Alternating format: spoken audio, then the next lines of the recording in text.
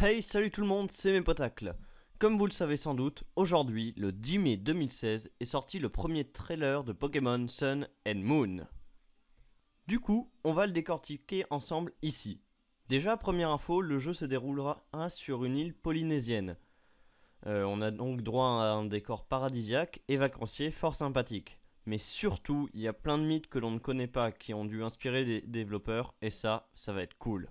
Dans ce trailer, on découvre également le nouveau prof Pokémon, un vieux plutôt posé, pas stressé par la vie je pense, ainsi que son assistant, je suppose, Euphorbe, qui peut être intéressant. On découvre aussi que, tout comme dans XY, le perso de départ est modifiable, donc je suppose qu'on aura à nouveau droit aux boutiques de vêtements. Et puis on a une des plus grosses révélations, les starters. Alors on a Rowlet, le starter plante, qui a direct un double type, puisqu'il est couplé au type vol.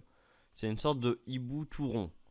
Ensuite, on a Litten, le chat de feu au design pompé sur Malos. Et enfin, on a Poplio, l'Otarie aquatique, qui me donne l'impression du retour d'Otaria. Vous l'avez compris, ces nouveaux starters me plaisent pas des masses. Cependant, chaque génération de starters a sa thématique. En 6G, c'était le MMORPG par exemple.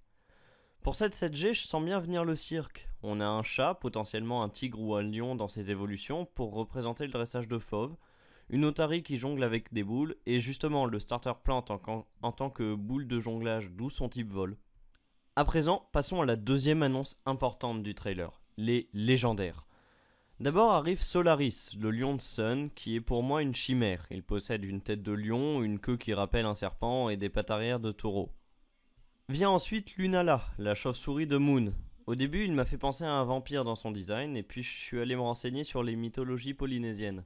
Du coup, j'ai deux théories. Ou alors il est inspiré du dieu Tané, dieu du ciel et de la beauté et gardien de l'eau d'immortalité des dieux, d'où le style un peu vampire vis-à-vis de son statut de gardien. Dans ce cas-là, je le mettrais bien vol ténèbres. Ou alors il est inspiré de la déesse Ina, déesse de la lune, de l'océan et de la guérison. Là, c'est encore mieux, on a la lune et en tant que déesse de la guérison, le look vampire passe encore. Là par contre, je le mettrais type eau ténèbres, vu que Ina est déesse de l'océan. A chaque fois type ténèbres, vu qu'il est représentant de Moon. J'aurais aimé faire pareil pour Solaris, mais j'ai rien trouvé, désolé. Bon, je vous laisse, j'espère que cette vidéo vous a plu, c'était mes potacles, en direct d'un Solardon TV.